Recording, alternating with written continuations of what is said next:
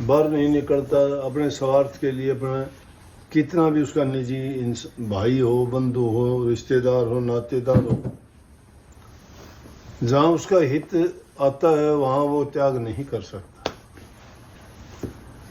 लेकिन संत महात्माओं के उपदेश के अनुसार ये है, और मैं तो इससे भी हटके बहुत एक छोटी चीज़ बताता हूँ किसी को, और उसको अगर कोई अपना ले तो जीवन में उसको शांति आ जाएगी। तुम्हारे से गलती होती है तो माफ़ी मांग लो, और दूसरे की गलती होती है तो माफ़ी दे दो, बस ख़त्म कहानी। अगर नहीं इस बात पर चलते हो, वो हाँ कहेगा, तुम ना कहोगे, तुम ना कहोगे, वो हाँ कहेगा, झगड़ा बढ़ता जाएगा। झगड़ा बढ़ते बढ़ते दिमाग की शांति गई, आदमी का जो काम की व्यवस्था वो सारी बिगड़ी, चिंता के कारण और पता नहीं क्या क्या उल्टे सीधे काम हो जाएंगे। तो एक छोटी सी बात के लिए इंसान अपना जीवन बिगाड़ लेते हैं, और उसी बात को अगर एक ही बार भी कह दे, इसलिए शाने आदमियों ने कही बात है कि समय का एक टाका कुछ समय के 9 टाकों से बचाता है। ए स्टिच इन टाइम सेव्स 9 बजे ना। वक्त पे अगर किसी चीज़ को संभाल लिया जाए तो बहुत बड़ी मुसीबत से बच जाता है। अगर लापरवाही करता है तो वही मुसीबत पहाड़ बन के उसके जीवन का अंत कर देती है, जिंदगी भर उसको पछताना पड़ता है, और फिर उसका पीछा भी नहीं छूटता, जिस चीज़ के बारे में आम लोग नहीं जानते। ये तो दुनियादारी के कानून के बारे में जानते हैं। यहाँ जो आदमी जैसा कर्म करता है उसकी सज़ा भोगने के बाद में भी कितना कष्ट होता है, वो सज़ा शरीर की होती है। यहाँ जो कर्म किए जाते हैं वो शरीर को मिलते हैं, आत्मिक सज़ा तो अभी बाकी रह जाती है, उसका दरगाह में फैसला होता है, वहाँ के फैसले यहाँ नहीं होते। तो इसलिए दुनिया में रहते हुए दुनिया का कानून उसको मारता है, और दुनिया छोड़ के जाता है तो उसको वो दूसरा कानून है वो मारता है। वहाँ इस जीव को और भी ज़्यादा कष्ट होते हैं, और उसी वहीं फैसला होता है कि इस जीव को अगला जन्म क्या मिलेगा, योनि कौन सी मिलेगी, कर्म क्या भोगने पड़ेंगे। और उसके एवज में इंसान अपने खोटे मंदे कर्म जो करता है उसके कारण कोई अंधा बन के आता है, कोई लूला लंगड़ा बन के आता है, कोई भिखारी बन के आता है, कोई सेठ साहूकार बादशाह राजा बन के आता है। यहाँ आके फिर शिकायत करते हैं कि मैंने ऐसा नहीं किया, ऐसा क्यों हुआ। लेकिन अपने किए कर्म को नहीं जांचते समझते कि कभी न कभी कर्म किया था। कि दुनिया में कर्म का खेल है। इंसान जो अपने कर्म को सुधार लेता है उसका जीवन यहाँ भी सुधर जाता है, अगति भी बन जाती है। और जो यहाँ रह के इंसान अच्छे कर्म नहीं करता है तो उसका हर प्रकार से मन भी दुखी, तन भी दुखी, और उसकी अगत भी दुखी। और जो अच्छे काम करता है उसका मन भी सुखी, उसका तन भी सुखी, उसकी अगत भी सुखी, और जगत भी उसका अच्छा।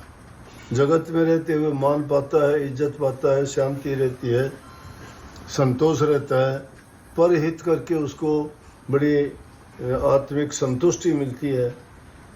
और एक इंसान किसी से धोखा दगा कपट करता है, हमेशा उसके मन में कपट छल बेईमानी भरी रहती है। ना वो आराम से सो सकता है, ना किसी काम में उसका मन लगता है, क्योंकि वो मन बड़ा शैतान है। ये सारी की सारी चीज़ें किसने एक्टिविटी परमात्मा ने नहीं की। परमात्मा ने दिया मशीन बनाने का, अगले को नुक्ता दे दिया। जिसने रचना करी उसने सारी चीज़ एक्टिवेट करके काल की नेगेटिव पावर्स एक्टिवेट करके भेज दिया। जो पॉजिटिव पावर थी वो स्लीपिंग मोड में है इंसान में। इसीलिए अच्छे गुण हैं वो पॉजिटिव पावर्स हैं, और दुर्गुण हैं वो नेगेटिव है। तो नेगेटिविटी तो हर इंसान में है। पाप कर्म सिखाने की कोई भी संस्था नहीं है। किसी को चोरी डकैती है कोई सिखाता है, कत्ल करना सिखाता है, लड़ाई झगड़े सिखाता है, सब सीख जाते हैं बिना पढ़ाए। लेकिन अच्छी शिक्षा देने के लिए बड़ी बड़ी इंस्टीट्यूशंस हैं, और वो कई कई दिनों में सिखाते हैं, और फिर भी मुश्किल से उनमें कितने सफल होते हैं। इसी प्रकार से हमारी जो नेगेटिव पावर एक्टिवेटेड हैं उनमें सारे दुर्गुण जितने भरे हैं वो हैं, वो हमें सिखाने की ज़रूरत नहीं, अपने आप आ जाएंगे।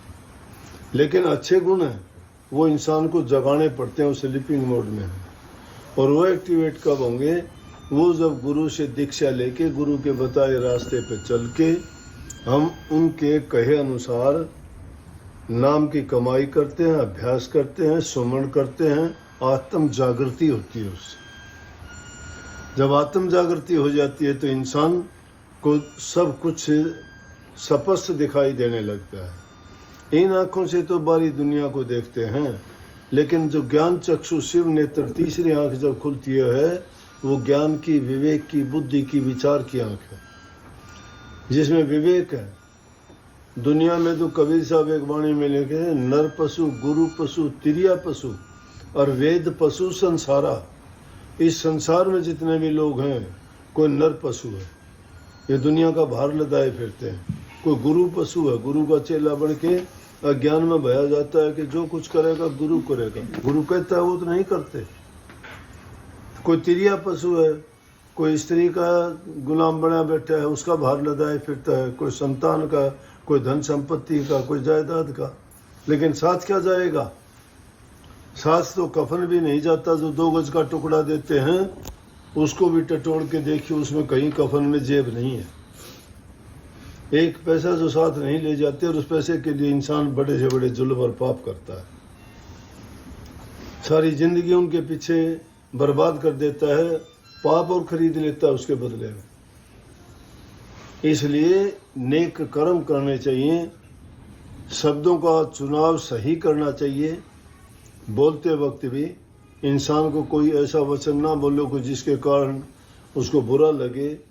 अगर वो बुरा लगेगा तो परिणाम उसका अच्छा नहीं हो सकता। सोच के बोलना चाहिए, ये सोचना चाहिए कि अगर तुझे कोई ऐसा कहे तो तुझे कैसा लगेगा।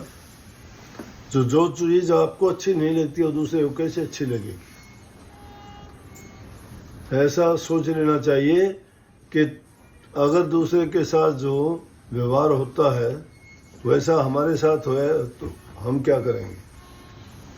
जो ये ज्ञान है, ये विवेक है, विचार है, इन चीज़ों से तो यहाँ मानसिक शांति मिलेगी, लेकिन आत्मिक शांति इनमें भी नहीं है।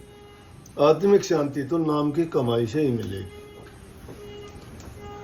और नाम की कमाई से आदमी दुनियादारी की चीज़ों से सीख लेके जब बाहर से शिथिल होगा तो ये अंदर में ठहर सकता है। जो बाहर से चंचल अंदर में कैसे ठहरेगा। तो अच्छी वाणी बोलनी चाहिए, अच्छी वाणी सुननी चाहिए, मिथ्या बातों को तज देना चाहिए।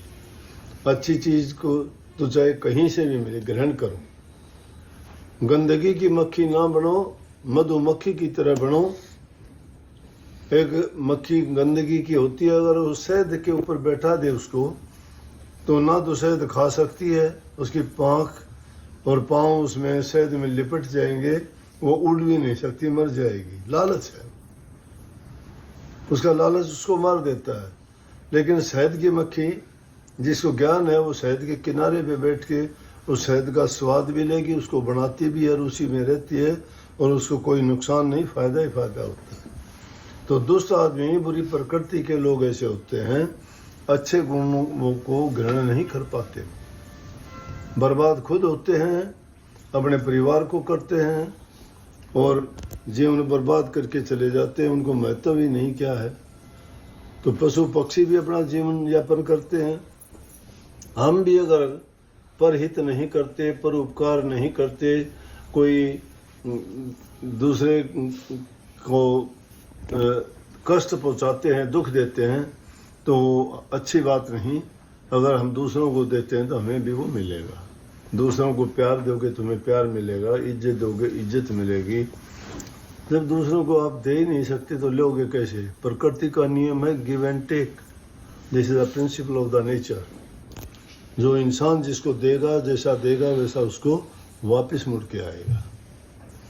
तो इसलिए अच्छा करो, अच्छा सोचो और अच्छा पाओगे। सबको आशीर्वाद।